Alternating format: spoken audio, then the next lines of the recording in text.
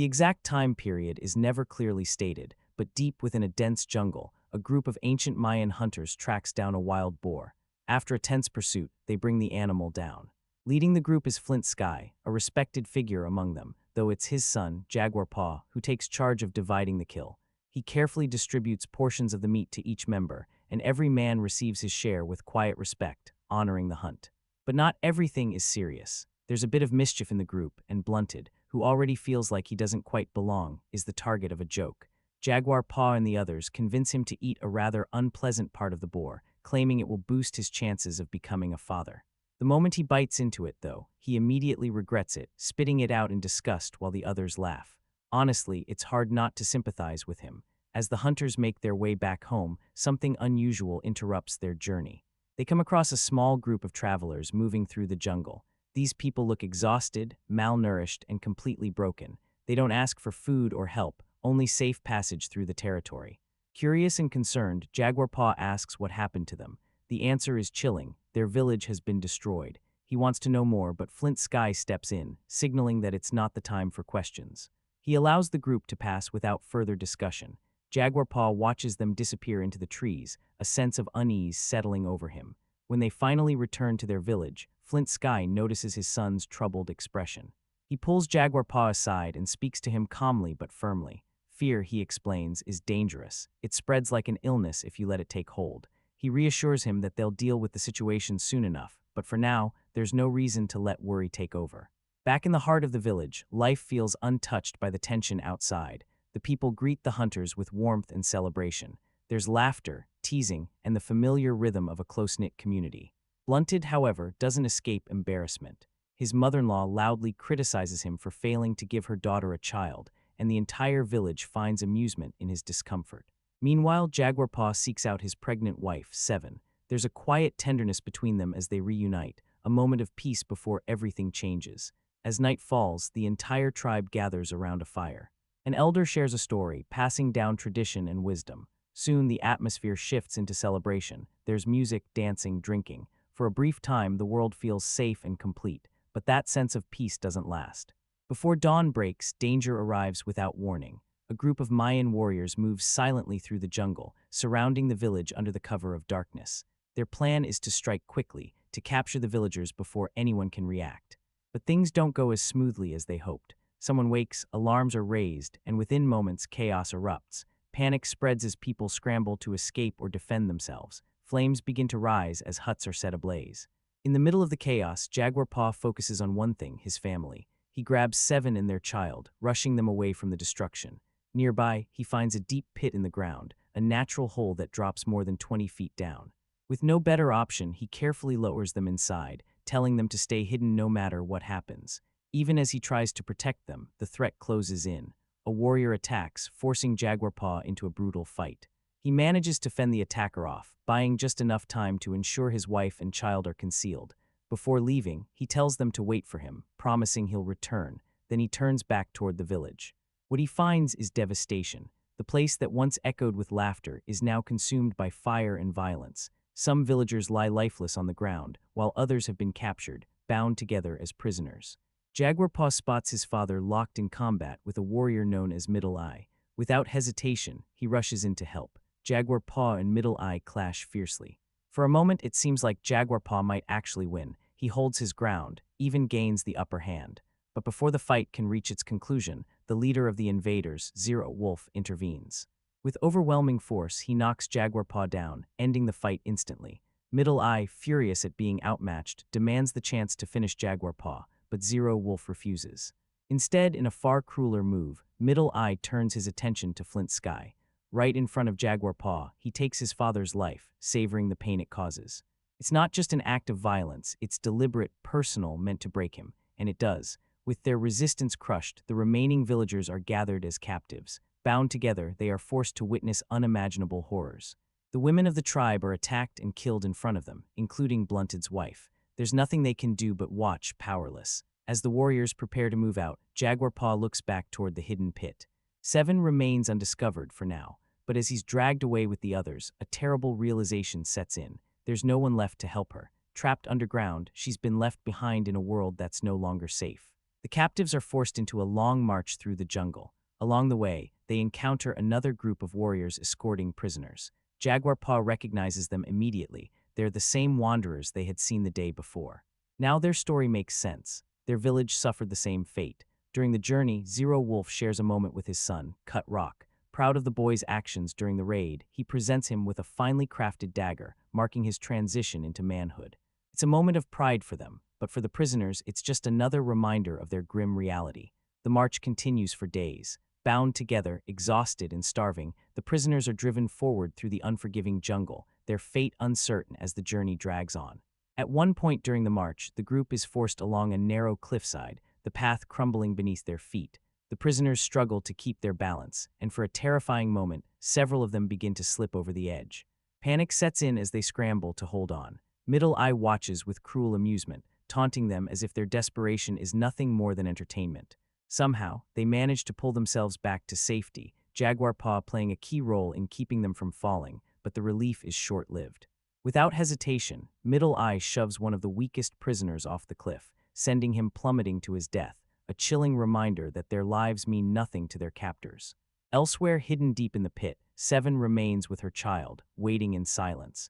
Time passes, and though she clings to hope, the growing stillness around her begins to feel like a warning. She knows deep down that the chances of rescue are fading. As the march continues, the jungle begins to change. The prisoners notice something strange. Vast sections of forest have been cleared, enormous trees cut down and stripped away. It's something none of them have ever witnessed before, a sign of a world far larger and more destructive than their own. Not long after, they pass through a desolate stretch of land where a young girl sits beside the lifeless body of her mother. The warriors react immediately, whispering among themselves that she carries some kind of sickness. They keep their distance, refusing to let her come near, but the girl rises anyway, her behavior unsettling. She laughs, a sound that feels completely out of place, and begins speaking in a strange, haunting tone. She warns them that their end is coming, telling them to fear the darkened sky and the man who moves like the jaguar. According to her, he will be the one to bring destruction upon them. The warriors push her away, disturbed by her words, and quickly move on, eager to leave her behind. Eventually, they arrive at their destination, and it is unlike anything the prisoners could have imagined. Before them stands a vast Mayan city, filled with towering structures that stretch high into the sky. The streets are packed with people, all moving with purpose, working tirelessly. To the prisoners, it's overwhelming, but as they're dragged through the city, something feels wrong. Illness is visible everywhere. People look weak, exhausted, and unwell. This is not a thriving civilization. It's one on the brink of collapse. The captives are forced through crowded streets, their bodies painted entirely in blue. Along the way, they pass large murals depicting brutal rituals, figures just like them being sacrificed.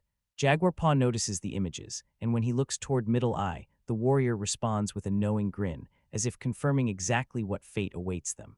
Soon, they are brought to a massive ceremonial ground dominated by towering red pyramids. A huge crowd has gathered, chanting and moving in unison, caught up in a feverish ritual.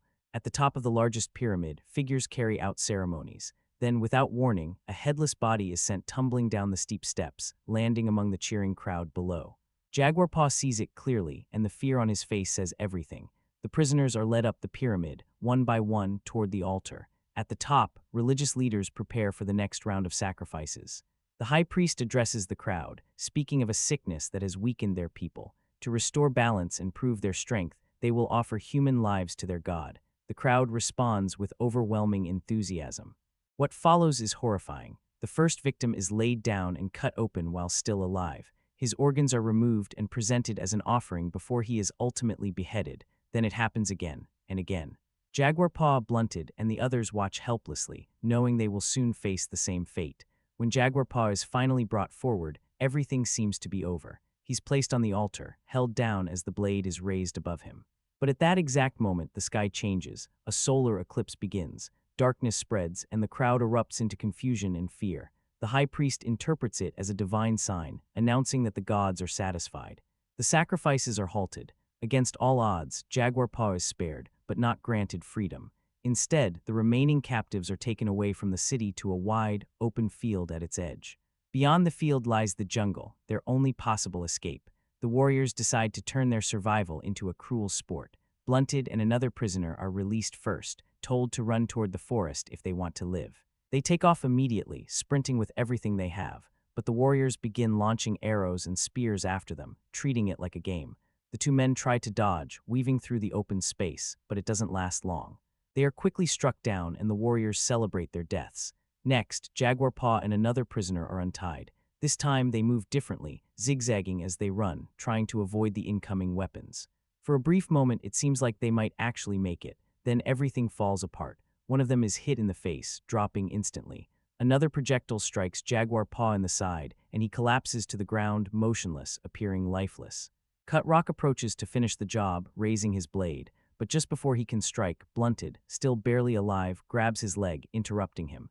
That single moment changes everything. Jaguar Paw seizes the opportunity. With a sudden burst of energy, he attacks, killing Cut Rock and immediately fleeing toward the jungle. What seemed like certain death turns into a desperate escape. From a distance, Zero Wolf watches his son fall. The shock quickly turns to rage. He orders his men to hunt Jaguar Paw down, and without hesitation, the warriors charge into the forest. Jaguar Paw runs as fast as he can, the sounds of pursuit echoing behind him. He knows they're tracking him, closing in. Thinking quickly, he climbs a tree, pulling himself into the branches and staying perfectly still. Below, the warriors pass through, searching the ground for signs of him. But then blood from his wound begins to drip. At first, they don't notice, but as they move further, something feels off. Eventually, they spot the blood on one of their own and realize what's happened. Jaguar Paw didn't continue on the ground, he went above them. Now alert, they begin scanning the trees. Hidden among the branches, Jaguar Paw holds his breath. That's when he hears it, a faint, unsettling sound, a cub's cry. Slowly, he turns his head. A full-grown jaguar is perched nearby, watching him. It lets out a low, threatening growl. Jaguar Paw doesn't move. Below, the warriors spread out, searching in all directions. One of them notices movement and rushes forward. The others close behind. What they don't realize is that Jaguar Paw is no longer just being hunted by men. Now, something else is watching him too. As one of the hunters edges too close beneath the trees, something shifts in the air. In an instant, the jaguar springs from above, slamming into him and dragging him down before anyone can react. The sudden attack creates just enough confusion for Jaguar Paw to slip away once more. The remaining warriors freeze, shaken. To them, this isn't just coincidence, it feels like a sign. The words of the sick girl echo in their minds, and unease begins to spread. But Zero Wolf quickly crushes that fear, commanding them to stay focused and continue the pursuit. Elsewhere, deep inside the pit, Seven and her young son hear frantic noises overhead. A group of baboons is fighting nearby, their screeches echoing down into the darkness. Suddenly, one of them tumbles into the pit. It's aggressive, panicked, and dangerous. With no other choice, Seven defends herself, killing the animal before it can harm them. Back in the jungle, the hunters continue tracking their target. One of them spots markings carved into a tree, fresh signs that Jaguar Paw has passed through. As he calls the others over, a hidden danger strikes first. A snake lashes out from the branches, sinking its fangs into his neck. He collapses almost instantly, lifeless. The group barely pauses, leaving his body behind as they press forward. They know they're getting closer. Ahead of them, Jaguar Paw glances over his shoulder and sees the distance shrinking. Weapons begin to fly past him, arrows and spears cutting through the air, missing him by inches. He pushes himself harder, sprinting until the forest suddenly opens up to a towering waterfall. The roar of crashing water fills the air. He reaches the edge and looks down at the violent currents below, then back at the men closing in behind him. There's no other option. He takes a breath and jumps. The warriors reach the edge and peer down, convinced the fall has ended him. But moments later, Jaguar Paw's body breaks through the surface below. He fights his way to shore, pulling himself onto land. Looking back up, he locks eyes with them and shouts, declaring who he is, that he is Jaguar Paw, that this land belongs to him, and that he knows every inch of it. He challenges them to follow. Zero Wolf doesn't hesitate. When one of his men falters, unwilling to leap, Zero Wolf kills him without a second thought. Then one by one, the rest follow him over the edge. Jaguar Paw continues deeper into the jungle, but his strength begins to fail. He stumbles into a hidden mud pit, sinking fast. Thick, heavy mud pulls him under, threatening to swallow him whole. He struggles desperately, barely managing to drag himself free. Exhausted, he collapses onto solid ground, barely able to move. For a moment, it seems like this is where it ends, but then a thought cuts through the exhaustion. Seven. She's still waiting, he can't stop now. With sheer willpower, he forces himself back up. Not long after, the hunters catch up again. Suddenly, Jaguar Paw steps into view, his body completely coated in mud, holding a large folded leaf above his head. The warriors pause, confused by the strange sight. Then, without warning, he throws the leaf toward them. It bursts open midair, a hornet's nest. Within seconds, a swarm erupts, attacking the warriors viciously. Stings land everywhere, sending them into chaos as they scream and scatter, completely disoriented. Jaguar Paw wastes no time. He moves quickly, finding a poisonous toad and carefully coating sharp thorns with its toxin. Then he prepares an ambush. He marks a spot to lure them in, circles around silently, and waits. When the warriors reach the marked area, he strikes. The poisoned thorns fly, hitting one of them and killing him almost instantly. As confusion spreads, Middle Eye returns to inspect the fallen man, only to find Jaguar Paw standing there, waiting. Their eyes meet. No words are exchanged. Middle Eye charges first, swinging his weapon wildly. Jaguar Paw ducks, sliding beneath the attack, grabbing a dropped axe in one fluid motion. Before Middle Eye can recover, Jaguar Paw drives the blade into his head, ending him. Meanwhile, back in the pit, Seven attempts to escape. Using a vine and a stick, she creates a makeshift tool to climb out. She manages to get halfway up, but the stick snaps. She falls back down. Then the sky opens. Rain begins to pour, fast and relentless. Water starts filling the pit at an alarming rate. As it rises, Seven goes into labor. In the jungle, Jaguar Paw continues moving, but Zero Wolf closes in once again. He turns just as an arrow is released, striking him in the chest. The impact sends him to the ground. Somehow, he manages to push himself back up. Instead of fleeing, he faces Zero Wolf, taunting him, drawing him in. Enraged, Zero Wolf charges forward and triggers a hidden trap. A spear launches upward, piercing straight through him, the same type of trap used earlier in the hunt. Jaguar Paw had set it, using his knowledge of the land. This is his territory. Back in the pit, the water continues to rise. Seven stands on a small rock, barely keeping her head above the surface as she struggles through labor. Amid the flooding, she gives birth. The newborn enters the world as the water climbs higher around them. Jaguar Paw, battered but alive, finally reaches the edge of the jungle and emerges onto a shoreline. Behind him, the last two warriors close in, but suddenly everything stops. Out on the horizon, massive ships sit anchored in the water. Smaller boats move toward the shore, carrying men dressed in unfamiliar clothing. The sight is completely foreign to the warriors. They stand frozen, unable to comprehend what they're seeing. Jaguar Paw doesn't hesitate. He uses the moment to disappear once again. He races back through the jungle toward the pit, arriving just in time. The water is nearly at the top. He pulls Seven up, along with their children, lifting them out of danger and onto solid ground. Later, the chaos has passed. Jaguar Paw and Seven stand together at the edge of the jungle. In the distance, the strange ships remain, a sign of a world beyond their own. Seven asks if they should go toward them. Jaguar Paw looks out, then back to the forest behind them. No, they will return to the jungle. They will start again, because he is Jaguar Paw and this is where he belongs. It begins quietly, almost in a way that feels intentionally calm. Deep within the jungle, far removed from anything resembling the modern world, we're introduced to a small tribe living a simple, grounded life. Hunting, laughing, building families, there's a warmth here, a sense of rhythm and balance. You get the feeling that this world, while demanding, is understood by the people who belong to it. And at the center of this life is Jaguar Paw, a man defined not by power or status, but by something far more rooted: his family. But that sense of stability doesn't hold for long, because without warning, that world is disrupted.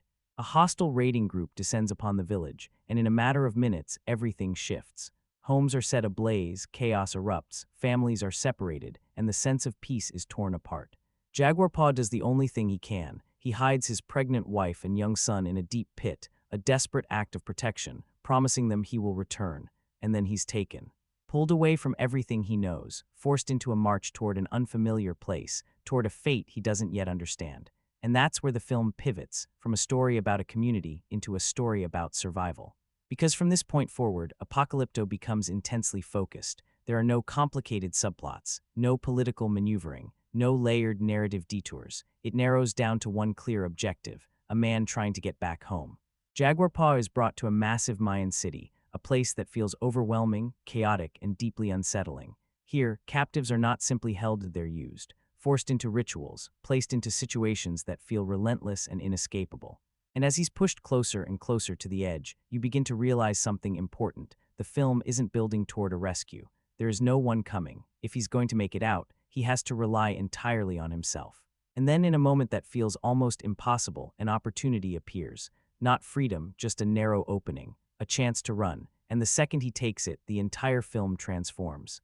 Because now it's no longer about escaping a place, it's about outrunning the inevitable. Jaguar Paw flees into the jungle, but he's not alone. The men who captured him refuse to let him go. They pursue him relentlessly, not just to bring him back, but to end the chase entirely.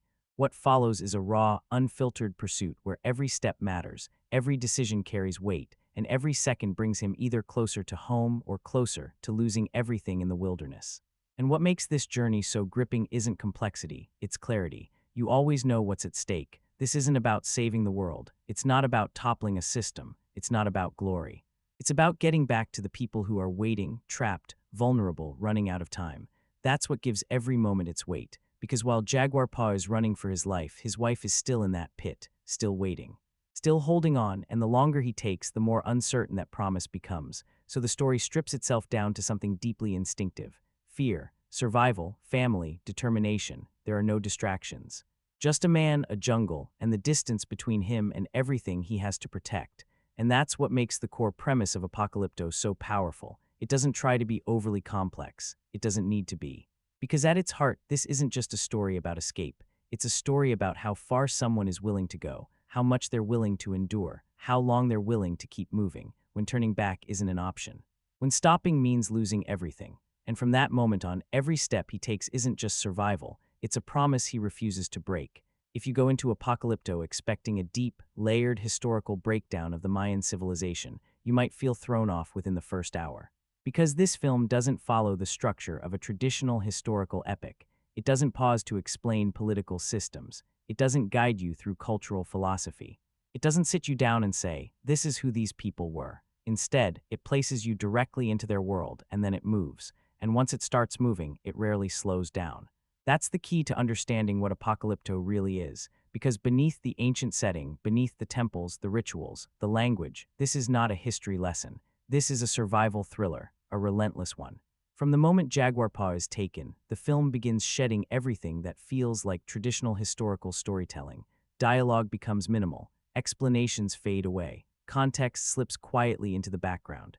What takes over is movement, urgency, and pure physical tension. You're not meant to sit back and analyze this world. You're meant to feel like you're inside it. And that shift becomes even more noticeable as the film moves into its second half. Because at that point, Apocalypto fully transforms. It stops being about where we are and becomes about what's happening right now. A man is being pursued, through a jungle, by people who will not stop. And suddenly the film starts to feel familiar, but not in a historical sense. It feels like something else entirely. It carries the intensity of Rambo. It echoes the tension of Predator. It reflects the raw structure of the naked prey. The foundation is pure chase-driven storytelling. There's a clear objective, a clear threat, and a constant sense of pressure pushing everything forward. Every scene moves ahead. Every moment raises the stakes. There's no room to pause, no space for long philosophical detours. Even when the film brushes against larger ideas about civilization, belief systems, collapse, it never lingers there. Because that's not the experience it's trying to create. This isn't a film asking you to understand history. It's a film placing you inside it, and that distinction matters. Because a movie focused on a civilization would explore its systems, its values, its contradictions. But Apocalypto doesn't stay there. It uses that civilization as pressure, as danger, as an environment that Jaguar Paw has to navigate and escape. The temples aren't there to be studied, they're there to overwhelm. The rituals aren't explained, they're experienced. The city isn't explored, it's endured. Everything becomes immediate. Everything becomes physical. And that's why the film can feel unexpected to some viewers, because the setting suggests one type of experience, but the execution delivers something entirely different. This isn't about learning how the Mayans lived. It's about watching someone try to survive within that world. And once you understand that, everything falls into place. The simplicity of the story stops feeling like a limitation. The absence of detailed explanations stops feeling like a flaw, because the film isn't trying to educate you, it's trying to immerse you, to pull you into a state where every sound matters, every movement matters, every second matters. And in that sense, Apocalypto achieves something most historical films don't even attempt. It turns history into momentum. It turns culture into atmosphere. It turns a civilization into a living, breathing force. And it builds an experience that doesn't just ask for your attention, it demands your instinct to keep going. Because by the time the chase truly begins, you're not thinking about history anymore. You're just trying to keep up. Before Apocalypto shifts into intensity, it gives you something to lose. The film doesn't rush into chaos. It doesn't open with spectacle. Instead, it slows down, just enough to let you step into a world that feels grounded, human, and real. We begin in the jungle not with fear, but with life. a group of men moving through the forest on a hunt. There's laughter, teasing, small rivalries, moments that feel familiar, even across centuries. They joke about fear. They challenge each other. They talk about family. It's raw, unfiltered, and deeply relatable. And right in the center of that energy is Jaguar Paw. He's not introduced as a hero. There's no dramatic entrance, no grand speech, no sign that he's meant for anything beyond this life. He's simply one of them, a son, a husband, a man learning from his father, carrying the quiet weight of responsibility without even fully recognizing it yet. And that's exactly what makes these early moments so important, because they build a world that feels whole. Back in the village, life continues with a steady rhythm. Children run freely. Women work, laugh, and share playful moments. There's warmth in the relationships, especially between Jaguar Paw and his wife. She's expecting a child, and there's a softness in how they connect, a sense of future, of continuity. This isn't just a life being lived, it's a life being built. Even the humor serves a deeper purpose. The teasing between the men, jokes about masculinity, courage, fear, it's not just there for entertainment. It establishes connection. It shows how these people relate to each other. It reveals what matters to them. And more importantly, it shows what they stand to lose, because the film wants you to settle into this space, not necessarily feel safe, but feel connected. And then something shifts. The hunters come across a group of displaced people moving through the jungle. Their presence carries a completely different energy. No laughter, no ease, just tension, exhaustion, silence. They're running from something, but they never fully explain what, and that uncertainty lingers. It's the first fracture in the world. For a brief moment, everything slows again, but now there's an underlying tension. You can feel it. The jungle no longer feels the same. The jokes don't land the same way. Even the air feels heavier. Jaguar Paw's father says something simple, but it carries weight. Fear is a sickness, and if you let it in, it spreads. That line doesn't just define the moment, it quietly sets up everything that follows, because when the raid finally happens, it doesn't feel random. It feels inevitable, and that's what makes it land with such force. Because by the time chaos unfolds on screen, this isn't just an unfamiliar village being attacked. It's their village. It's the place where we've seen laughter, family, connection. It's the place where Jaguar Paw belongs. And in a matter of minutes, it's gone. Those early character moments, the quiet, grounded scenes, are what give the entire film its emotional weight. Without them, the story would just be movement, just action, just survival.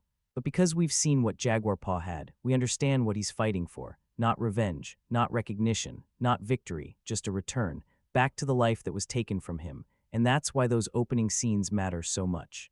Because before Apocalypto becomes a story about running, it becomes a story about home. Let's address the thing you feel before you even fully process it, the intensity.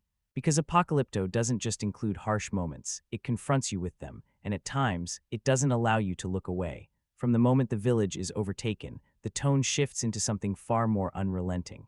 This isn't stylized action. It's not polished. It's not designed to feel heroic. It's chaotic, unpredictable, and deeply unsettling. People fall hard, pain lingers, fear doesn't disappear when the scene ends, it stays with you.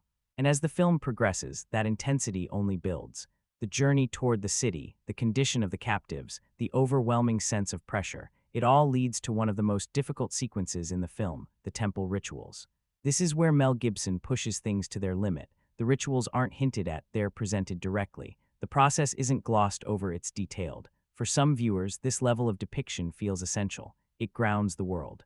It removes any sense of safety. It forces you to confront the reality of what these characters are experiencing. But for others, it feels like too much, because there's a difference between portraying intensity and staying within it for extended periods. And that's where the conversation around Apocalypto becomes divided. This isn't the first time this question has followed Mel Gibson. In The Passion of the Christ, he explored suffering in a way that felt prolonged, detailed, and emotionally heavy.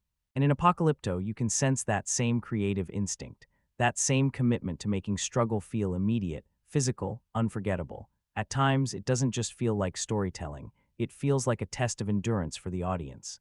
And that raises an important question. Is this realism, or is it excess? Because the film doesn't treat intensity as a passing moment. It builds entire sequences around it. It returns to it. It emphasizes it. It makes it a core part of the experience. And depending on how you respond to that, it can completely shape how you see the film. If you view it as necessary, then that intensity gives the story weight. It makes Jaguar Paw's escape feel urgent. It makes survival feel earned. It reinforces how unforgiving this world is. But if you see it as overwhelming, then it shifts into something else. It becomes a distraction. It begins to overpower the emotional core rather than support it, because there are moments where the film seems almost fixated on hardship, where it lingers just a bit too long, where the feeling shifts from tension to fatigue. And that's where some viewers disconnect, not because the film is intense, but because it stays intense. Still, there's another layer beneath all of this, because under that pressure there's intention, whether you agree with it or not. The intensity isn't random. It's tied to fear, to control, to a society trying to sustain itself through ritual, through structure, through dominance. It reflects a world where survival isn't guaranteed, where authority is maintained through force, and where life can change in an instant. That doesn't make it easier to experience, but it does make it purposeful, and that's what makes Apocalypto so difficult to define. It's not intensity for spectacle, it's intensity as atmosphere, intensity as pressure, intensity as identity. And whether that approach strengthens the film or weakens it really depends on how far you're willing to go with it. Because once Apocalypto steps into that space, it doesn't step back, it commits to it, completely. There's a moment in Apocalypto where you stop focusing on the story and start noticing how it's being told. Not the plot, not the characters, but the filmmaking itself. Because whatever you think about this movie, its intensity, its simplicity, its themes, there's one thing that becomes impossible to ignore: the control behind the camera. And that all comes back to Mel Gibson. Because as a filmmaker, this is where he operates on a completely different level. From the very beginning, you can feel it. The way scenes are constructed, the way tension builds without relying on dialogue, the way movement pulls you deeper into the environment. It's not accidental, it's deliberate, precise, calculated. He doesn't just capture action, he drives it. Look at how the village sequence is staged. It's chaotic, yes, but never disorienting. You always understand where you are. You always feel the momentum. The camera moves with the action, not away from it, keeping you inside the experience rather than observing from a distance. And that approach continues throughout the entire film, because Apocalypto is built on motion, running, chasing, escaping, pursuing, and he understands exactly how to translate that into something deeply immersive. The jungle sequences are where his technical skill truly stands out. The camera doesn't remain static, it moves through the trees, follows the bodies, shifts perspective, and keeps the energy alive in every frame. You're not just watching Jaguar Paw run, it feels like you're running with him, and that's incredibly difficult to achieve. Maintaining clarity in fast-moving environments, especially in dense natural settings, is one of the toughest challenges for any director. But here, the geography always feels clear. The stakes always feel immediate. The tension never fades. And then there's scale. The city sequences, especially the temple moments, reveal an entirely different side of Mel Gibson's direction. Large crowds move in coordinated patterns. Complex staging unfolds with precision. Rituals are presented with a level of detail that feels both overwhelming and carefully controlled. It's layered, expansive, and visually intense, but never difficult to follow. He understands how to organize scale. He knows how to take something massive and make it feel personal, and that balance defines his style. Because even when the film expands, when the crowds grow, when the intensity rises, when the world opens up, it always returns to a single perspective. One character, one experience, Jaguar Paw. That focus is what keeps the film grounded, but it's also where some of the criticism begins to surface. Because while Mel Gibson's technical execution is widely recognized, his storytelling doesn't always receive the same level of consistency. There are moments where the pacing stretches, scenes that extend just a bit longer than necessary, sequences that push beyond their emotional peak. It's not a lack of skill, it's a question of restraint. He knows how to build intensity, but at times, he doesn't step away from it soon enough. And that's what creates the divide. On one side, you have a director capable of crafting some of the most immersive, physically engaging sequences in modern cinema. Someone who understands visual storytelling deeply. Someone who can create tension without relying on dialogue. But on the other side, you have a filmmaker who can become fully absorbed in the experience, who lets scenes run, allows moments to linger, and occasionally lets spectacle take control. And depending on how you respond to that, it either elevates the film or begins to weigh it down. Still, even with those imperfections, the craftsmanship stands out, the movement of the camera, the structure of each sequence. The way tension is maintained from moment to moment, it all points to a director working with clear intent. Apocalypto may not be flawless, but as a piece of filmmaking, pure technical visual filmmaking, it's incredibly difficult to dismiss. Because when it comes to placing you inside the experience, Mel Gibson doesn't just succeed, he holds you there. For all its intensity, for all its scale, for all the raw filmmaking strength on display, Apocalypto carries a weakness that becomes more noticeable over time. And that weakness isn't visual, it's not technical, it's the story itself. Because once you strip everything back, the jungle, the chase, the pressure, the spectacle, you're left with something surprisingly direct. A man is taken, he escapes, he runs. He tries to return to his family. That's the core. Now, simplicity isn't inherently a problem. Some of the most powerful films ever made are built on clear, straightforward ideas. The issue here is what the film doesn't build around that simplicity, because while the story keeps moving forward, it doesn't always deepen. Jaguar Paw is easy to understand, but not especially layered. We know his goal. We understand his fear, but we rarely move beyond that surface. His journey is physical more than internal. He evolves through action, not through complex emotional transformation, and the same applies to many of the characters around him. They look striking, they feel authentic in a physical sense. They belong to the world convincingly, but in terms of depth, motivation, internal conflict, progression, they remain limited. Even the opposing figures, as visually memorable as they are, function more as forces than fully developed individuals. They pursue, they pressure, they increase the stakes, but they're rarely given the space to become more than that. And this is where the film begins to feel slightly unbalanced, because while the experience is rich, the movement, the tension, the environment, the underlying narrative doesn't always carry equal weight. There are moments where the film hints at something deeper, a society under strain, fear influencing entire communities, belief systems being used as structure and authority, the decline of one world and the emergence of another. These are powerful ideas, but the film doesn't fully explore them, it moves past them. They exist in the background, in visuals, in atmosphere, in symbolism, but rarely in a way that feels fully developed or emotionally grounded. And because of that, the story can begin to feel like it's circling, even as the characters are constantly moving forward. There's also the element of timing. At key moments, survival doesn't always feel entirely earned. It feels precisely aligned with the story's needs. Events unfold exactly when they must. Escapes happen at the final possible moment. The line between tension and predictability begins to blur. You start to notice the structure behind the movement. And once you recognize it, it's difficult to ignore. That doesn't diminish the film completely, but it does limit its depth.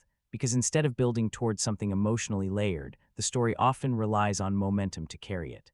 It holds your attention through motion, rather than meaning, and that creates a clear divide. If you approach Apocalypto as a physical experience, as a journey driven by tension and survival, then the simplicity works.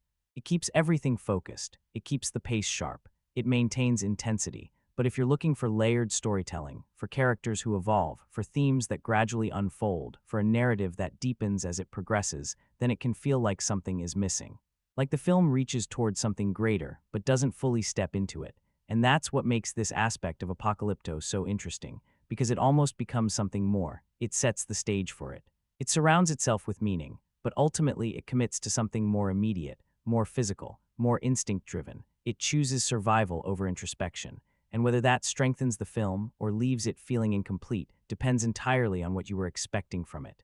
There's a point in Apocalypto where you begin to realize something essential. The jungle isn't just a backdrop, it's a presence. From the very first frame, the film pulls you into an environment that feels alive, dense, humid, constantly shifting. The trees don't simply exist, they surround you. The light doesn't just illuminate, it filters through leaves, creating an atmosphere that feels both beautiful and unpredictable. And this is where the cinematography becomes one of the film's greatest strengths, because every frame is designed to pull you deeper in. The jungle feels endless, thick, at times almost overwhelming. You can't see far ahead, and that's intentional. It creates tension, it limits visibility, it places both the characters and the audience into a state of uncertainty. You never feel fully at ease here, and yet, at the same time, the imagery is striking.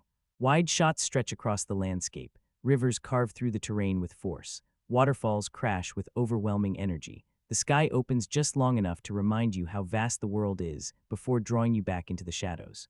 There's a constant contrast between beauty and danger, and that contrast is what makes the visuals so compelling, because the same jungle that feels breathtaking from a distance becomes deeply unsettling when you're inside it.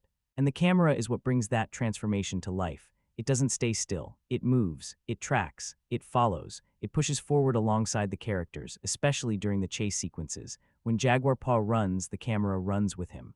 You feel the speed, the urgency, the instability beneath his feet. Branches rush past, mud slows his momentum, water splashes with every step, every movement feels grounded, and that's what makes these sequences so effective. You're not observing from a distance, you're inside the motion.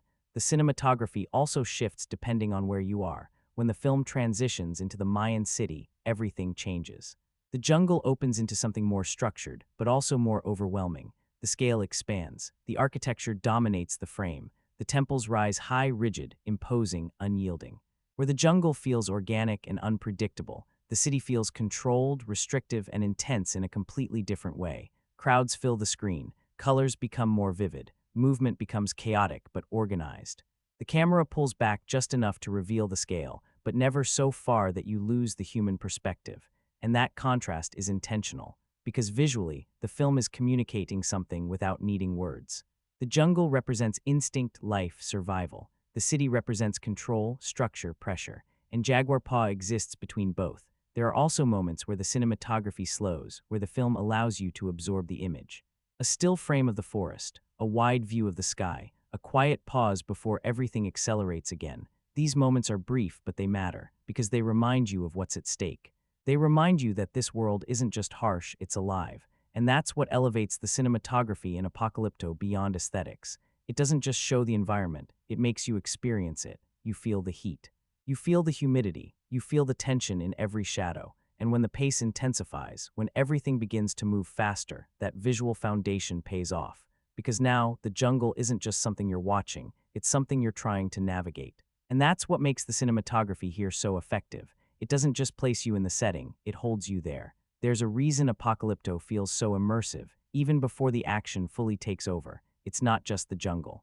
It's not just the cinematography, it's the detail. Because from the moment you enter this world, everything feels constructed, not in a polished, artificial sense, but in a way that feels raw, lived in, and completely convincing. This is where the film's production design does something remarkable. It doesn't aim for perfection. It draws you in through authenticity. Look at the people. These aren't idealized versions of ancient characters. Their teeth are uneven, worn, marked by time. Their bodies show history, scars, dirt, sweat, paint. Their expressions reflect experience. Nothing feels modern. Nothing feels staged. It feels like you've stepped into a world that existed long before the camera arrived. And that carries into the costumes. The clothing isn't exaggerated for spectacle. It's functional, textured, and tied to identity. You can instantly distinguish between the villagers and the invading warriors, not just by what they wear, but how they carry themselves within it. The warriors feel sharper, more deliberate, more intimidating in their presence. The villagers feel grounded, natural, connected to their environment, and then the film reaches the city and everything shifts again. The scale expands, the complexity increases. The design becomes more intricate, more layered, more overwhelming. The temples rise high, dominating everything around them. The crowds move through tight, crowded spaces filled with color, movement, and constant tension. You feel the weight of this place. It's not just architecture, it's authority. The costumes reflect that shift as well. The body paint becomes more detailed. The headdress is more imposing. The visual identity becomes more structured, more ceremonial, more controlled. It communicates everything without a single line of dialogue. This is a different world, a more intense one. And then there's the makeup. The way faces are marked, the way exhaustion shows, the way physical strain appears on the body. Nothing is softened, nothing is hidden. If someone is hurt, you see it. If someone is drained, it's visible. If someone is afraid, it's written clearly across their face. Even the smallest details contribute. The texture of the ground, the materials used in tools, the way objects appear worn, handled, shaped by time.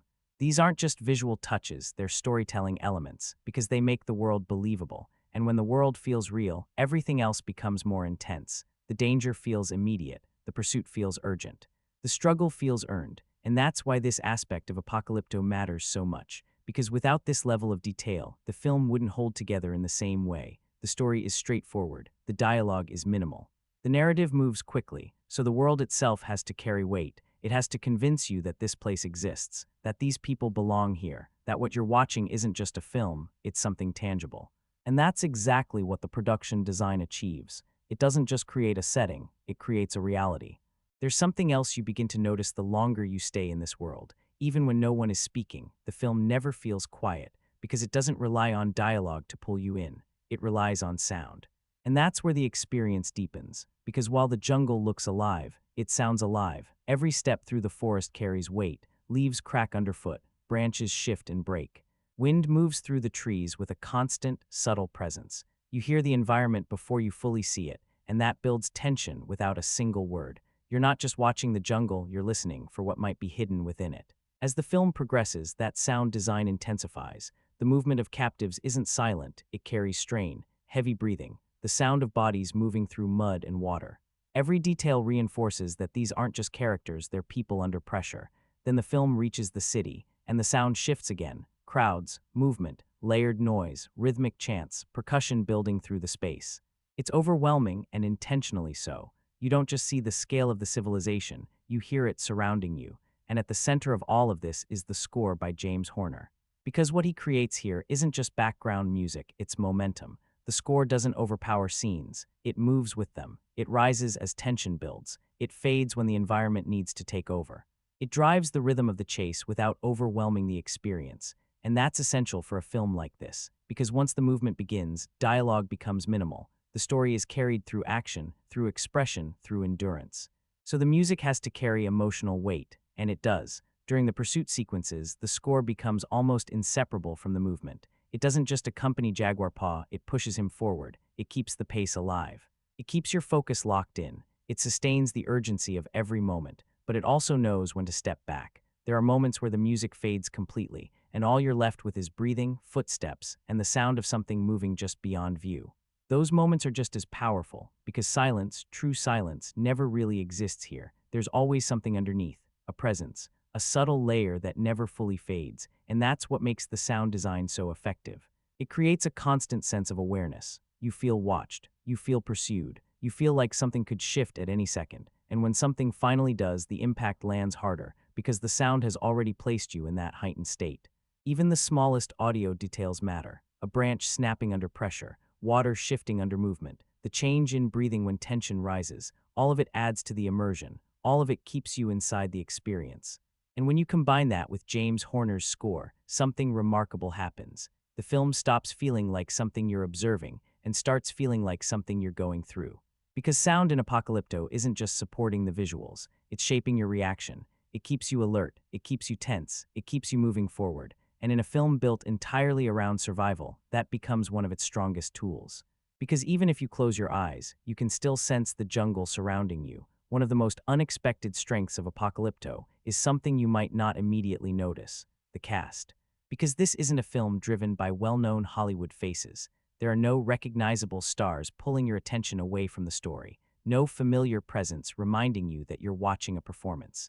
Instead, you're watching people who feel like they belong here, and that changes everything. At the center of it all is Jaguar Paw, played by Rudy Youngblood. What makes his performance stand out isn't dialogue, it's physical expression. He doesn't carry the film through speeches or emotional monologues. He carries it through movement, through reaction, through instinct. You see the fear in his eyes, the calculation in his choices, the exhaustion in his body as he pushes beyond what seems possible. And because the film leans so heavily on action rather than words, that kind of performance becomes essential. You believe him because you feel what he's experiencing. There's no distance, and then there's his wife, portrayed by Dalia Hernandez. Her role could have easily been limited to a passive presence, the one waiting to be saved, but instead she brings quiet resilience. Even in a vulnerable situation, she feels active in her own survival. Her presence isn't just emotional, it adds tension. You're constantly aware of what's at stake because of her. That connection anchors the story. It gives Jaguar Paw's journey meaning beyond escape. On the other side of that journey, you have the pursuers. Raoul Trujillo as Zero Wolf delivers a controlled, focused intensity. He's not loud, he's not exaggerated, he's deliberate. His presence feels dangerous because nothing is wasted. Every movement carries purpose. Every look has intent. Alongside him, Gerardo Terrasna adds another layer of pressure. Together, they don't just function as antagonists, they feel like experienced trackers, people who understand the terrain, people who understand the pursuit. And that's what makes the chase so effective. It doesn't feel random. It feels calculated. It feels like something that shouldn't be escaped. But what truly sets the film apart is the ensemble as a whole. Most of the cast aren't widely recognized. Some had very little prior acting experience. And that works in the film's favor, because nothing feels overly polished. No performance feels staged. The interactions feel raw, natural, unfiltered. When the villagers share moments together, it feels genuine. When tension spreads, it feels immediate. When chaos unfolds, it feels uncontrolled. That authenticity comes from unfamiliarity. You're not watching performers, you're watching people, and that makes the world feel real. Of course, this approach isn't without flaws. There are moments where the lack of experience becomes noticeable. Some performances feel uneven. Some reactions don't carry the same depth, but even those imperfections add to the overall texture. Because this world isn't polished, it's unpredictable, and the performances reflect that. What Apocalypto ultimately achieves with its cast is something rare. It removes the barrier between the audience and the story. You're not thinking about actors. You're not analyzing performances. You're simply watching people trying to make it through. And in a film built on immersion, tension, and physical storytelling, that becomes one of its greatest strengths. At the center of Apocalypto, there isn't a ruler, a legendary warrior, or a chosen savior. There's just a man who runs, and somehow that makes him one of the most compelling survival protagonists in modern cinema. Jaguar Paw isn't introduced as powerful. He doesn't enter the story with status or reputation. In the beginning, he's simply part of a community, hunting, laughing, learning from his father, building a life that feels small but complete. There's nothing about him that signals something extraordinary, and that's exactly why it works. Because what Apocalypto does so effectively is transform an ordinary person into something more, without ever losing that sense of realism. Everything changes the moment his world is taken from him, when his village is destroyed, when his family is hidden away, when he's forced toward an uncertain fate. Jaguar Paw doesn't suddenly become a larger-than-life figure. He adapts, and that's what defines him. He survives, not through strength alone but through awareness, through instinct, through his understanding of the jungle, something his pursuers underestimate. As the film shifts into the chase, Jaguar Paw evolves. At first, he's being pursued, reacting, trying to stay ahead. Every decision is about survival, but gradually something shifts. He starts thinking differently. He uses the environment. He reads the terrain. He turns obstacles into opportunities. The jungle stops being something he's trapped in and becomes something he understands. And that's where the shift happens. He's no longer just escaping, he's engaging.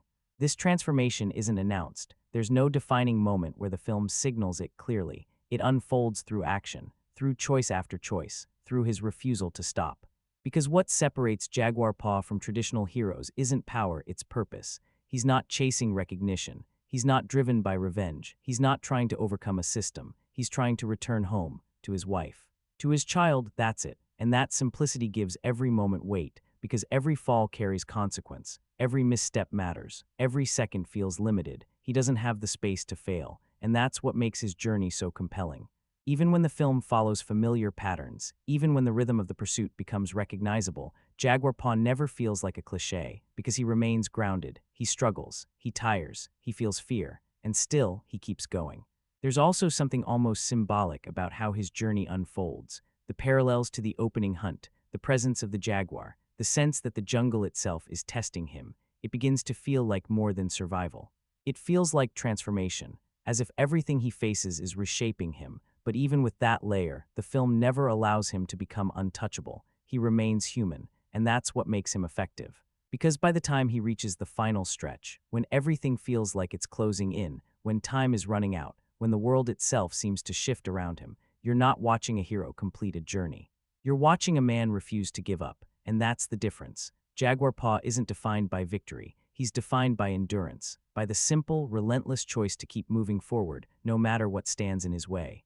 And in a film built entirely around survival, that kind of hero feels real. For all the chaos, the intensity, the constant pursuit, Apocalypto is driven by something surprisingly simple. Family, not revenge, not power. Not destiny, just family. Because the moment Jaguar Paw hides his pregnant wife and young son in that deep pit, everything becomes clear. That decision defines the entire story. It's not just protection, it's a promise. A promise that he will return. And from that point forward, every action he takes is tied to that promise. That's what gives the story its emotional weight, because while the film grows louder, faster, more intense, the core motivation never changes. It stays focused. He's not trying to win. He's not trying to overcome an enemy. He's not trying to prove anything. He's trying to return, and that's what makes every moment feel urgent. Because the film constantly reminds you his family is still there, still waiting, still vulnerable, still running out of time. That tension sits beneath everything. Even when Jaguar Paw is being forced through the jungle, you're not just watching him struggle, you're thinking about what's happening to the people he left behind. When he stands at the edge of that temple, moments away from losing everything, the stakes aren't abstract. They're immediate. If he doesn't make it, they don't make it. And that connection never fades, it grows stronger. Because the closer he gets to freedom, the more fragile everything becomes. It's no longer just about escape, it's about timing. Will he return before it's too late? Will he endure long enough to keep his word? And that's where the film becomes more than a survival story. It becomes a race against inevitability, because his wife isn't just waiting, she's enduring, trapped, carrying new life, isolated, facing her own struggle while he faces his. And that parallel is what elevates everything. This isn't one person trying to survive. It's a family holding on from two different places against impossible odds, and that's why even the smallest moments carry weight. Every stumble feels heavier, every delay feels dangerous, every second feels like it could be the one that changes everything, because the film doesn't need to remind you what's at stake. You already feel it, it never leaves. And that's what makes Jaguar Paw's journey so compelling. Not the movement, not the intensity, not even the pursuit. It's the reason behind it. Because when someone is running for their life, that's engaging. But when someone is running to protect what they love, that's personal, that's emotional, that's what keeps you connected. And Apocalypto understands that. It strips everything down to that single driving force, the need to return to the people who matter most. Because in a world that feels like it's falling apart, in a story filled with fear, loss, and uncertainty, that connection is the only thing that gives the journey meaning. Without it, it's just movement. But with it, every step matters. There's a moment in Apocalypto that's easy to overlook, but once you notice it, it changes how you experience everything.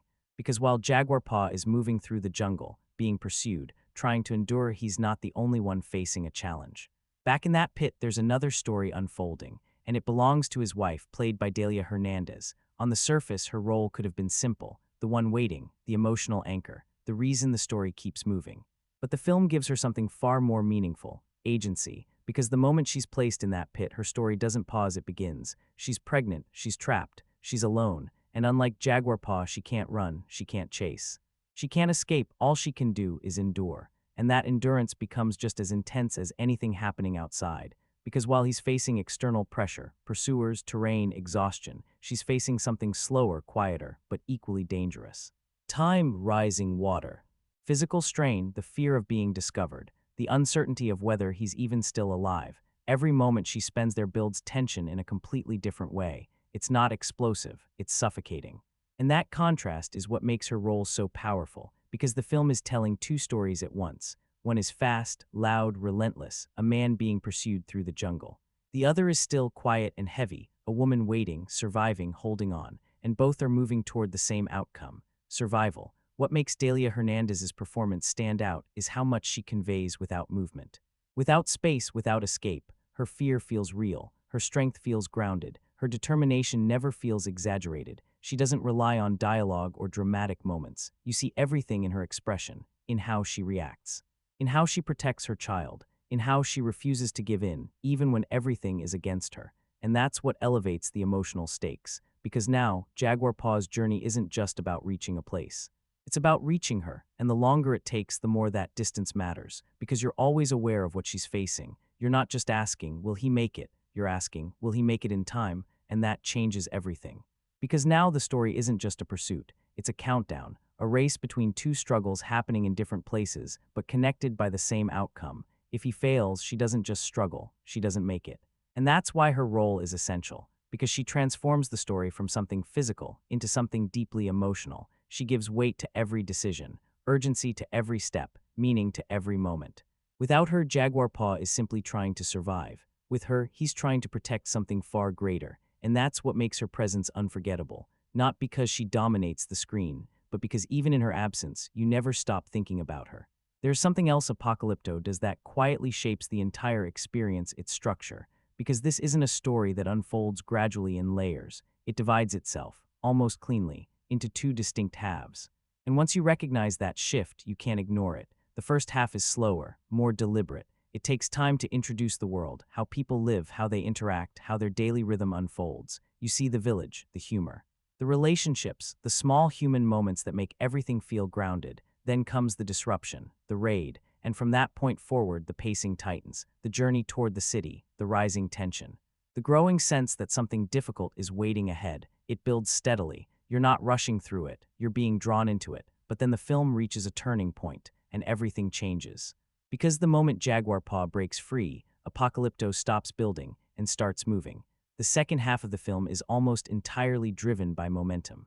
It becomes a relentless pursuit, where every scene pushes forward, every moment connects to the next, and there's barely any space to pause or reflect. The pacing accelerates, sharply.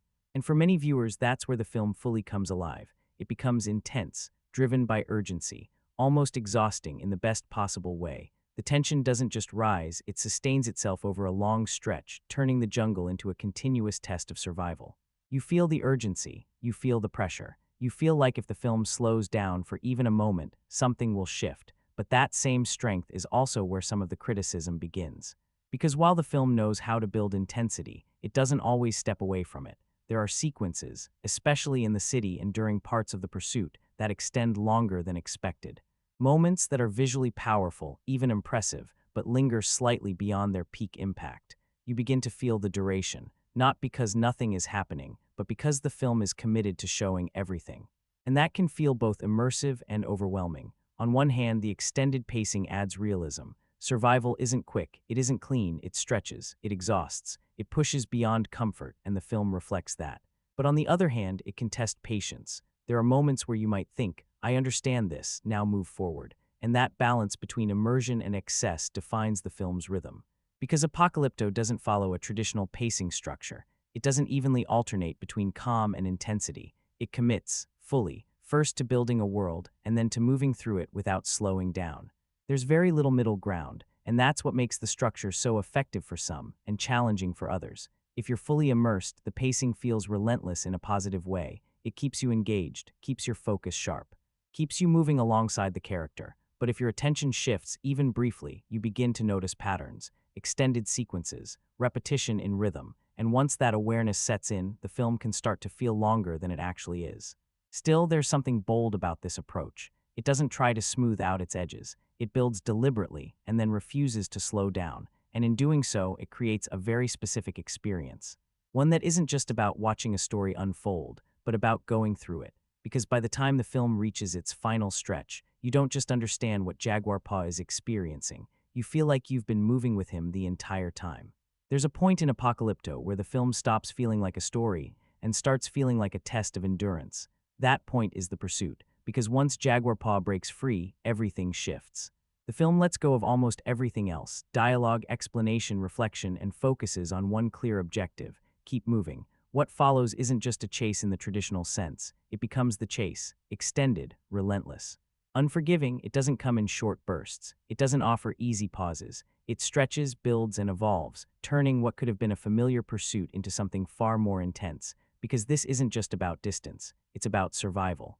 Every second matters, every decision carries weight, every movement has consequences, and the film makes sure you feel that. Jaguar Paw isn't moving through empty space, he's navigating a jungle that constantly works against him. Mud slows him, water disrupts his balance. The terrain shifts unpredictably beneath his feet. At any moment, something could go wrong, and behind him, the pursuers. They don't tire easily, they don't hesitate, they don't overlook mistakes.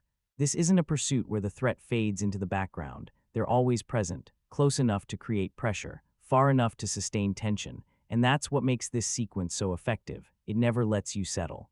Just when it feels like distance has been gained, something changes. The environment shifts, the pursuers adapt, the danger resets, the pursuit evolves. It becomes less about speed and more about strategy. Because Jaguar Paw begins to change, he stops simply reacting and starts thinking ahead. He uses the environment, he creates obstacles, he reads the terrain, and gradually the dynamic shifts. The one being pursued becomes something more unpredictable, but even as that shift happens, the film never releases its grip on tension. Because no matter how resourceful he becomes, he's still one man, still injured, still exhausted, still running out of time, and that's where the strength of this extended sequence truly stands out. It's not just engaging, it's sustained tension. Most films build toward a chase. Apocalypto builds through one. It stretches the moment to its limit, pushing both the character and the audience further than expected. You don't just watch it unfold, you begin to feel it. The fatigue, the pressure. The constant awareness that stopping, even briefly, is not an option. Of course, this approach comes with its own challenges. For some viewers, the length becomes noticeable. The cycle of pursuit, escape, near capture, and recovery starts to feel familiar. The sequence continues longer than expected, sometimes longer than necessary. You begin to recognize the structure, the rhythm, the pattern. And once that happens, the intensity can soften. But for others, that extended length is exactly what makes it effective. because real survival isn't brief. It stretches, it exhausts, it pushes beyond perceived limits. And the film reflects that reality. It commits completely to the experience. No shortcuts, no easy resolutions, just forward movement, relentless forward movement. And by the time the pursuit reaches its final stretch, something changes. You're no longer just watching Jaguar paw. You're with him. Every breath feels heavier. Every step feels more demanding. Every second feels like it matters. And that's what elevates this sequence beyond action. It becomes immersion. A long, demanding, unforgettable stretch of cinema that doesn't just show survival. It makes you feel how far someone has to go when stopping isn't an option. One of the boldest creative decisions in Apocalypto isn't something you see, it's something you hear, or more accurately, something you don't fully understand. Because from the very beginning, the film commits to something most large-scale productions avoid. It's spoken almost entirely in the Mayan language. No easy transitions, no switch to English for convenience, no shortcuts, just subtitles and immersion. And that decision changes everything. Because the moment you realize you're not going to hear familiar language, something shifts. You stop focusing on specific words and start reading emotion, tone, rhythm, and body language. You begin to feel meaning instead of simply hearing it. And in a film like Apocalypto, that becomes incredibly powerful. Dialogue becomes secondary. What matters is how it's delivered, the urgency in a voice, the fear in a shout. The tension carried through silence. Even if you don't understand every word, you understand what's happening. And that's the intention, because the film isn't trying to explain its world, it's trying to place you inside it. And language becomes one of the strongest tools it uses to do that. It makes the experience feel distant, ancient, unfamiliar. It removes the comfort layer. You're not being guided, you're being immersed. But like many of the film's creative choices, this one is also divisive. For some viewers, it's a major strength. It adds authenticity. It separates the film from typical historical productions where everyone conveniently speaks modern English. It asks for engagement, it demands attention, and it reinforces the idea that this world exists on its own terms, not for the viewer's comfort. But for others, it feels like a stylistic choice more than a necessary one. Because most viewers rely entirely on subtitles. They can't verify linguistic accuracy, and that raises a different kind of question. Is this about authenticity or presentation? Is it a meaningful creative decision or a stylistic layer that enhances the perception of realism? There isn't a simple answer, because both interpretations exist at the same time. The language deepens immersion, but it also creates distance. It makes the world feel believable but less accessible, and that tension becomes part of the experience. What's interesting, though, is how the film adapts to that limitation.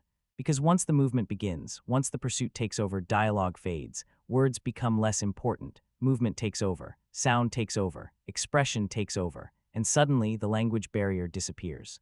Because the story becomes universal, fear doesn't need translation, survival doesn't need subtitles, emotion doesn't need explanation, and that's where the choice truly pays off. By removing reliance on dialogue, the film becomes more physical, more immediate, more instinct-driven. You're no longer processing language, you're reacting to what's happening, you're inside the moment. And that's something very few films achieve at this level. So whether you see the use of the Mayan language as authentic or stylistic, necessary or optional, there's no denying its effect. It forces the film to communicate differently. It pushes the audience to engage differently. And in doing so, it transforms Apocalypto from something you simply follow into something you actively experience. One of the biggest discussions around Apocalypto isn't about its action or its visuals, it's about what it chooses to present and what that says about the world it represents. Because the film places itself within a real historical setting, the Maya civilization, and the moment you do that, expectations shift. You're no longer just telling a story, you're shaping perception, and that's where things become complex. On the surface, the film makes a strong effort to feel grounded. The language, the costumes, the physical details, the environment, everything contributes to a world that feels tangible and convincing. It doesn't resemble a typical polished version of history. It feels raw, textured, unfamiliar, and that level of detail is impressive. But authenticity isn't only about appearance, it's about focus, and this is where the film becomes divisive. Because the version of the Maya civilization presented here is intense, unstable, and under pressure, you see signs of disease, environmental strain, overcrowded spaces, rituals shaped by fear. Large-scale ceremonial practices tied to belief and control. It presents a society at a breaking point, uncertain, strained, and driven by forces that feel difficult to contain. For some viewers, this feels like a powerful portrayal, a civilization not at its height, but at a moment of decline, a point where fear has begun to dominate, where belief systems have become more extreme, where survival feels uncertain. Seen this way, the film isn't defining the entire culture, it's capturing one moment, one version, one turning point. But for others, this is where the concern begins. Because instead of presenting a balanced view of a complex civilization, the film narrows its focus to its most intense elements. Ritual, fear, instability. And when that becomes the dominant image, it raises an important question. Is this representation or simplification? Because the Maya civilization was not defined solely by these elements. It included architecture, science, writing systems, astronomy, agriculture, a vast network of knowledge and structure, and very little of that is explored here. Instead, the film centers on tension and survival, and that creates a narrower lens. To be fair, the film doesn't claim to be a documentary. It doesn't present itself as a complete historical account. It's a narrative, a fictional story built within a historical framework. And once you understand that, its intention becomes clearer. Apocalypto isn't trying to teach everything about the Maya civilization. It uses that setting to create a specific experience, a world that feels unpredictable, unstable, on the edge of transformation, and within that world, it tells a survival story. But even with that context, representation still matters, because for many viewers, this may be their first, and possibly only, exposure to this civilization at this scale. And that's why the discussion around the film continues. Some see it as a bold, immersive portrayal of a society under pressure. Others see it as an incomplete depiction that prioritizes intensity over complexity. And both perspectives carry weight, because the film succeeds in building a believable world, but it does so by focusing on a very specific version of that world, one shaped by pressure, ritual, and survival. So the real question isn't whether every detail is historically accurate. The question is, what kind of truth is the film aiming to convey? Is it historical accuracy or emotional experience? Because what the film captures with precision is the feeling of a world under strain, a society trying to hold itself together, a moment where uncertainty begins to take over, and in that sense, it feels real, even if it isn't complete. And maybe that's the most effective way to understand it, not as a full portrait of the Maya civilization, but as a story told within one corner of its world, a story that prioritizes intensity over balance, experience over explanation, and survival over history. There's a quiet idea running beneath everything in Apocalypto, something the film never directly explains, but constantly shows. This isn't just a story about one man trying to endure. It's a story about a world under pressure. You begin to feel it early, not through explanation, not through narration, but through atmosphere. When the refugees appear in the jungle, fearful, displaced, completely unsettled, you get the first signal that something larger is unfolding, something beyond Jaguar Paw's village, something spreading outward. And as the film continues, those signals become harder to ignore. The city isn't thriving. It's under strain. You see illness. You see overcrowding. You see more people than the space can sustain. You see rituals that feel less like faith and more like urgency. The ceremonies don't come across as symbolic. They feel like attempts to hold something together that's already slipping. Like a civilization trying to steady itself as everything begins to shift. And that's where the film gains a deeper layer. Because while Jaguar Paw is moving for his life, the world around him is already changing. The temples still stand. The rituals still continue. The system still functions. But underneath it all, something is weakening. Fear has taken hold. And once fear becomes the driving force of a society, it doesn't stabilize it. It accelerates the unraveling. That's what Apocalypto quietly suggests. That decline doesn't always come from outside forces. Sometimes it begins from within, from imbalance, from excess, from systems stretched beyond their limits. And then just when everything feels narrowed, just one man, one path, one final stretch, the film expands. In a single moment, the perspective shifts, the jungle opens, the pursuit slows, and on the horizon, something new appears.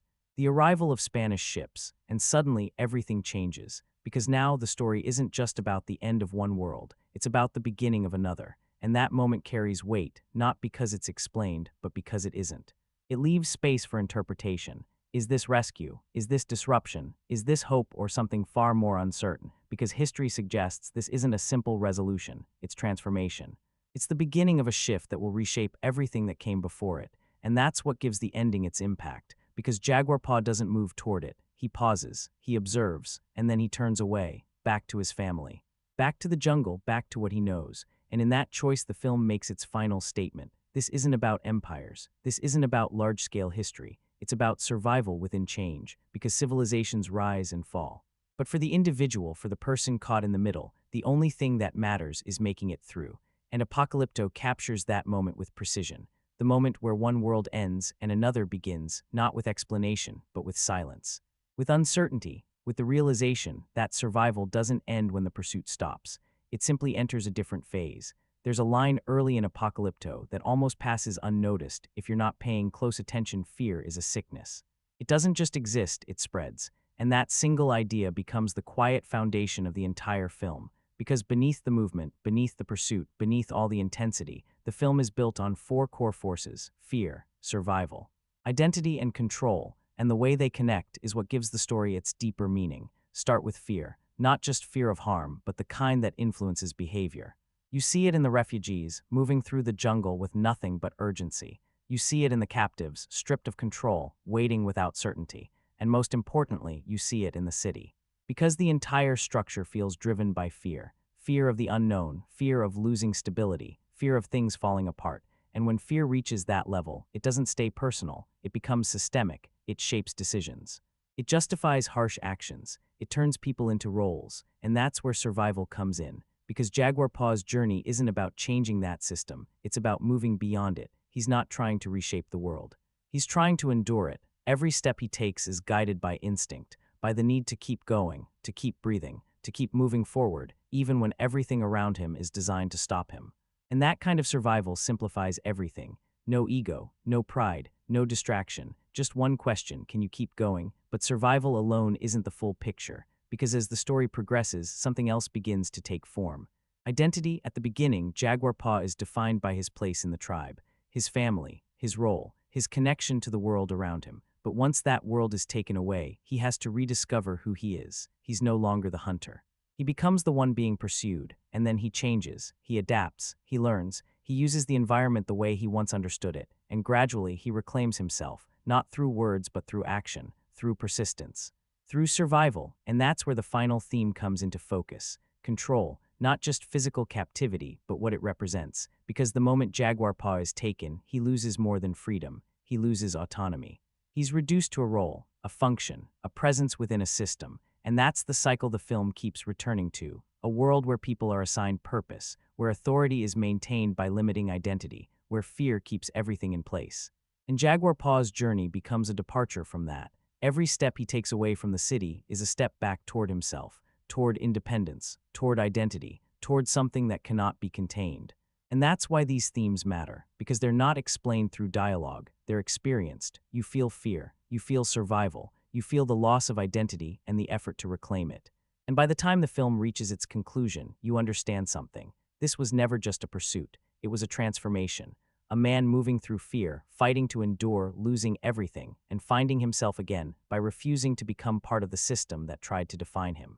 And that's what gives Apocalypto its lasting impact. Not the scale, not the intensity, not even the story itself, but the way it shows what happens when fear takes hold of a world and what it takes to move beyond it. There's another layer in Apocalypto that isn't loud, isn't explained, and definitely isn't handed to you. But once you notice it, it becomes impossible to ignore. Because beneath the survival story, beneath the shifting world, there's an allegorical thread. Not direct, not clearly stated, but present, a reflection on power, on imbalance, on what happens when a system stretches itself too far. Look at the world being presented. A society that appears strong on the surface, large structures, organized rituals, structured systems, but underneath that something is off. There's instability, there's pressure, there's imbalance. And instead of resolving those issues, the system intensifies its response. More control, more structure, more force. It tries to hold itself together through pressure, and that's where the allegory begins to take shape. Because this isn't just about one ancient civilization, it's about a pattern where systems of power rely on fear to maintain control, where authority justifies extreme actions in the name of stability, where decisions made at the top push everything closer to collapse while convincing everyone else that it's necessary. And that idea feels familiar, not tied to a single moment, not limited to one place, but something that echoes across time. You can read the film as a reflection on empires, on how civilizations rise, expand, consume resources, and eventually reach a breaking point, where growth turns into strain, where belief systems become instruments of control, where fear becomes the language of authority, and instead of adjusting course, they intensify. That's what the city represents, not just culture, but excess. Not just belief, but urgency. Not just structure, but pressure. And then there's the environmental layer. The film quietly suggests that the world itself is shifting. The land feels less stable. Resources feel strained. The environment carries a sense of imbalance. And when that happens, the system doesn't adapt, it amplifies its response, which only deepens the strain. It becomes a cycle. And that cycle isn't just historical, it's human. What makes Apocalypto compelling is that it doesn't fully explain this. It doesn't pause to define its message. It shows the pattern and lets you interpret it. Even the ending reflects this. The arrival of the Spanish ships doesn't feel like resolution. It feels like transition, another force entering the cycle, another system bringing its own form of structure, expansion, and transformation. And Jaguar Paw's reaction to that moment is essential. He doesn't move toward it. He doesn't embrace it. He turns away, back to the jungle, back to his family, back to something smaller but more real, and that choice carries meaning. Because while civilizations rise and fall, while systems repeat themselves, the individual still has agency to step away, to survive, to exist outside that cycle. And that's where the allegory settles, not as a direct statement, not as a clear message, but as a reflection, a reminder that the patterns of the past often echo into the present. They repeat, they evolve, and sometimes they feel uncomfortably familiar. Apocalypto doesn't force you to see that. But if you do, it adds an entirely new layer, one that sits quietly beneath everything else, waiting to be recognized. There's another layer in the film that operates just beneath the surface, not through dialogue, not through action, but through signs, because this isn't just a survival story. It's a story that feels guided, as if certain moments carry a deeper significance, and that's where symbolism begins to take shape. It starts early, with the hunt. What seems like a simple moment, men tracking prey through the jungle, becomes something more, because that opening mirrors everything that follows. The hunter becomes the one being pursued. The rhythm is established before the story fully unfolds. It's not just introduction, it's foreshadowing. Then there's the idea of fear. Jaguar Paw's father warns that fear spreads, that it takes hold and changes everything. That line doesn't just define a theme, it anticipates what's coming. Because as the story unfolds, that idea becomes reality. The world becomes shaped by it, and once fear takes root, everything else follows. But the most striking symbolic moment comes at the temple, the eclipse. At the exact moment Jaguar Paw is at the edge of losing everything, the sky changes, the sun disappears, and everything pauses. The ritual stops, the dynamic shifts. It's presented as something larger than the moment. But the film never confirms what it means. Is it fate? Is it coincidence? Is it simply timing? For the people within the story, it carries meaning. For the audience, it exists in between, grounded yet symbolic. And that ambiguity is intentional, because the film consistently operates between reality and something more interpretive. The jaguar follows a similar pattern. It's not just an animal. It appears at a critical moment, tied closely to Jaguar Paw's transformation. The way it's framed, the way it connects to his journey, it suggests something beyond coincidence, as if he's evolving, becoming more aware, more precise, more capable, not just moving through the environment, but understanding it. And then there's the ending. The ships, it's not presented purely as history, it's presented as a shift, a transition between worlds, the closing of one phase and the beginning of another. But again, the film doesn't explain it, it simply shows it, and allows you to interpret its meaning, because that's how Apocalypto uses symbolism. It doesn't define it, it presents it. The hunt, the fear, the eclipse, the jaguar, the ships, each element feels connected to a larger pattern. A story that isn't just unfolding, but aligning, whether through circumstance, through nature, or through the logic of survival itself. And that's what makes this layer so compelling, because you don't need to notice it for the film to work. You can experience it purely as a survival-driven story, and it remains effective. But if you begin to recognize these patterns, the story shifts. It becomes something more, less like a straightforward pursuit and more like a myth. A journey shaped by moments that feel larger than the individual. A world where every event, no matter how intense or chaotic, may carry a deeper meaning. Not confirmed, not explained, but always present. After everything Apocalypto puts you through, the movement, the intensity, the exhaustion, the constant push to endure, you might expect the ending to deliver release, a clear resolution, a sense of closure, but that's not what happens. Instead, the film shifts, quietly, unexpectedly, because just when the pursuit reaches its limit, just when Jaguar Paw has pushed himself beyond what seems possible, the film pauses, not to celebrate, not to explain, but to reveal something larger. On the horizon you see them, ships, foreign, unfamiliar, still, and in that moment everything changes. because suddenly the story you've been following, the survival, the escape, the personal struggle, feels part of something much bigger. Not diminished, but expanded, because those ships don't represent rescue. They represent arrival, the beginning of a new phase, and with that, a transformation, a shift that will reshape everything that came before it. And what makes this moment so powerful is how it's handled. There's no explanation, no dialogue guiding your interpretation, no dramatic cues telling you what to feel, just stillness, just observation, just Jaguar Paw looking. And then making a decision. He doesn't move toward the ships. He doesn't seek help. He doesn't step into that unknown. He turns away, back to the jungle, back to his family, back to what he knows, and that choice says everything. Because while the film introduces a larger historical shift, it keeps its focus on something personal, something human. Jaguar Paw's journey was never about large-scale events. It was about survival. And once he achieves that, once he finds his family, the larger world becomes secondary to him, but not to us, because we understand what those ships represent. We recognize that even though he has made it through this moment, something bigger is approaching. Something that will bring change, whether he chooses to engage with it or not. And that's what makes the ending so effective. It doesn't give you complete closure. It gives you perspective. It reminds you that survival isn't the end. It's just the end of one chapter, because the world continues. Civilizations rise, shift, and give way to new ones, and the people caught in between, they don't get perfect endings. They get moments, moments where they endure. Moments where they choose, moments where they turn away from the unknown and hold on to what matters most. And that final image, Jaguar Paw walking back into the jungle, returning to his family, while a new world lingers on the horizon, it stays with you. Not because it answers everything, but because it doesn't. It leaves you with a question, not about what happens next, but about what that moment represents. And sometimes, that carries more weight than a clear resolution. If you try to describe Apocalypto in one sentence, it's difficult, because it doesn't feel like just one kind of film. It feels like a blend of genres, familiar in structure, but completely distinct in setting. And that's what makes it so compelling, because while the world feels ancient, the foundation of the story is something recognizable. You can sense it in how the narrative unfolds, a man being pursued through hostile terrain.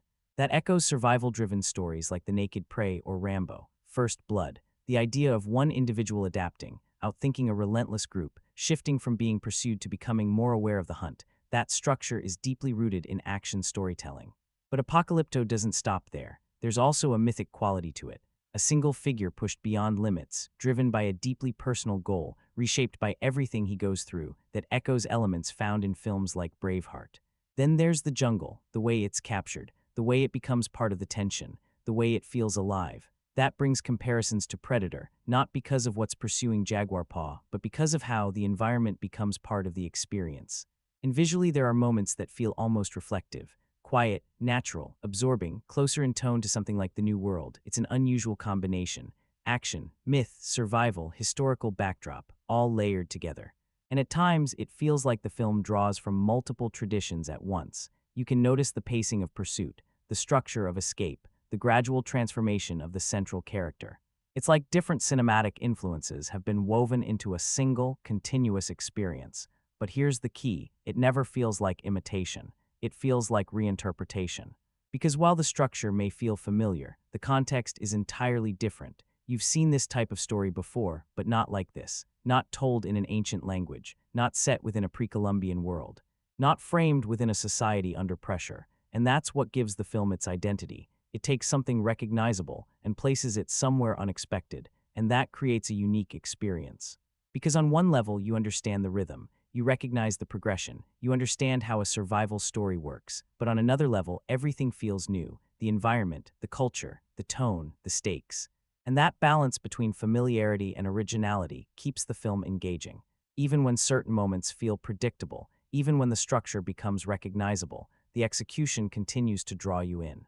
Because it doesn't rely on complete originality, it relies on immersion. So yes, Apocalypto reflects elements of other films. You can see the influences, you can feel the parallels, but in the end it stands on its own. Not because it reinvents the genre, but because it places it somewhere rarely explored.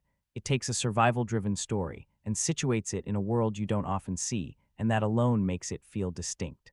There's something about Apocalypto that stands out even before the story fully unfolds. It's the setting, because very few films take you into the world of the Maya civilization in this way, not briefly, not as background, but as the entire foundation, and that immediately sets it apart. In an industry where historical films often revisit the same familiar periods, medieval Europe, ancient Rome, global conflicts, this film moves in a different direction. Somewhere less explored, and that alone gives it a sense of originality, because it's not just telling a story, it's introducing a world that feels distant, unfamiliar, rarely represented at this scale. The architecture, the rituals, the language, the environment, all of it feels like something outside the usual cinematic landscape. And that creates curiosity, even before the narrative accelerates. You're not just watching events unfold, you're trying to understand where you are, what this place represents, how this world operates. And that sense of discovery adds depth, because even when the story becomes straightforward, even when it shifts into a survival-driven pace, you're still moving through a setting that feels uncommon, and that matters. It gives the film an identity that many action-driven stories don't have. Because if you took this same premise, a man captured, escaping, being pursued, and placed it in a modern setting or a more familiar historical period, it would feel very different. Less distinctive, less visually striking, but here, the environment elevates everything. It reshapes familiar beats into something that feels new. At the same time, this choice carries risk. Because when you explore a setting that many viewers aren't deeply familiar with, expectations vary. Some might anticipate a detailed cultural exploration. Others might expect a traditional historical narrative. And the film doesn't fully commit to either. Instead, it uses this rare setting as a backdrop for something more immediate, more experiential, and that can feel unexpected, but it's also part of what makes it stand out. Because it doesn't follow a predictable path.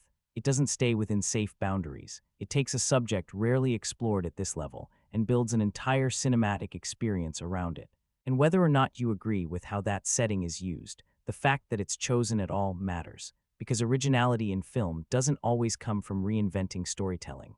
Sometimes it comes from choosing a place, a culture, a moment in time that hasn't been widely explored, and bringing it to life in a way that draws attention. And Apocalypto does exactly that. It takes a rare subject and places it at the center. It invites you in, it holds your focus, it asks you to step into something unfamiliar, and in a landscape often defined by repetition that alone makes it memorable. At the end of the day, after all the discussion, all the themes, all the questions about meaning and interpretation, there's one question that matters. Is it engaging? And for many viewers, the answer is clear. Yes. Because whatever else you think about the film, it holds your attention. From the moment the story begins to accelerate, it doesn't just ask for focus, it takes it. The pacing settles in, the tension builds.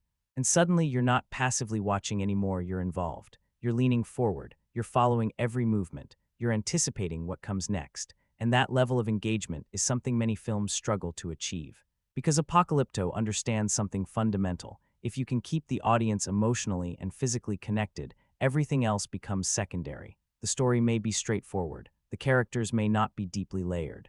But the experience, it's intense, it's immersive. It's the kind of film where time seems to disappear, not because it's brief, but because you're constantly inside the moment. One scene flows into the next, tension carries forward. And before you realize it, you've been pulled through an entire journey. And that's what gives Apocalypto strong rewatch value. Because this isn't a film you return to just for the story. You return for the experience, to feel the tension again. To catch details you missed, to observe how certain sequences are constructed, the jungle sequences, the city, the extended pursuit. These aren't just narrative points, they're moments that hold up across multiple viewings. And interestingly, the more you revisit it, the more different elements begin to stand out. The first time, your focus is on survival, on whether Jaguar Paw makes it through. The second time, you begin noticing the craftsmanship. The camera movement, the sound design, the way scenes are structured. By the third viewing, you may start to recognize the themes, the symbolism, the smaller details that weren't immediately obvious. And that's where the film gains layers, not necessarily through its writing, but through how it unfolds over time. Of course, this doesn't apply to everyone. For some viewers, the intensity becomes a barrier. The pacing, the emotional weight. The sustained tension, it can make the film difficult to revisit. It's not light viewing. It's not something you casually put on in the background. It asks for your attention. But for others, that's exactly what makes it compelling. Because it isn't passive, it's something you engage with. And when a film can hold that level of attention, not just once, but repeatedly, that says something about its impact. It means there's something that keeps drawing you back. Maybe it's the energy, maybe it's the atmosphere. Maybe it's the technical execution, or maybe it's the simplicity of the story, delivered with enough intensity to feel larger than it is. Either way, Apocalypto leaves a lasting impression. And more importantly, it makes you want to revisit that impression. There's something fascinating about how people respond to Apocalypto, because no matter who you ask, the answers rarely align. This isn't a film that sits comfortably in the middle. It's not something people casually describe as fine or average. With this film, reactions tend to be strong. People either admire it or they push back against it. And that's what makes its reception so interesting. On one side, you have viewers who see it as exceptional, a bold, immersive, technically impressive film, something that takes creative risks many large productions avoid. A film that places you inside a rarely explored world and delivers it with intensity, confidence, and visual strength. For them, it's unforgettable, not just because of what happens, but because of how it feels, the tension, the immersion, the physical experience of it. They recognize the ambition, they appreciate the craftsmanship, and they accept everything that comes with it, the intensity, the simplicity, the raw approach, because it contributes to something distinct. But then there's another perspective. Viewers who walk away with a completely different impression. For them, the film isn't powerful, it's overwhelming. It's not immersive, it's exhausting. They see the same elements but interpret them differently. The intensity feels excessive rather than purposeful. The story feels minimal rather than focused. The themes feel underdeveloped rather than subtle. And instead of leaving with admiration, they leave with discomfort or disappointment. Because they sense the film reaching toward something deeper, but not fully exploring it. And that gap between what's presented and what could have been expanded shapes their experience. There's also another factor at play. Some viewers approach the film as a standalone experience, focusing purely on what's on screen. Others bring expectations with them. Expectations about the director, about the historical setting, about what they believe the film should deliver. And those expectations can change everything. If you go in expecting a detailed historical narrative, you may feel misaligned with what the film offers. If you approach it as a survival-driven experience, you may find it completely satisfying. Same film, different perspective, and that's why the reception remains divided, because Apocalypto doesn't guide you toward a single interpretation. It doesn't tell you how to respond. It presents something intense, uncompromising, and at times challenging, and leaves the reaction up to you. And films like that rarely land the same way for everyone. They invite discussion. They create contrast. They lead to different conclusions. Some viewers appreciate the bold direction. Others question its execution. Some focus on the technical achievement. Others focus on what they feel is missing. But here's the key point.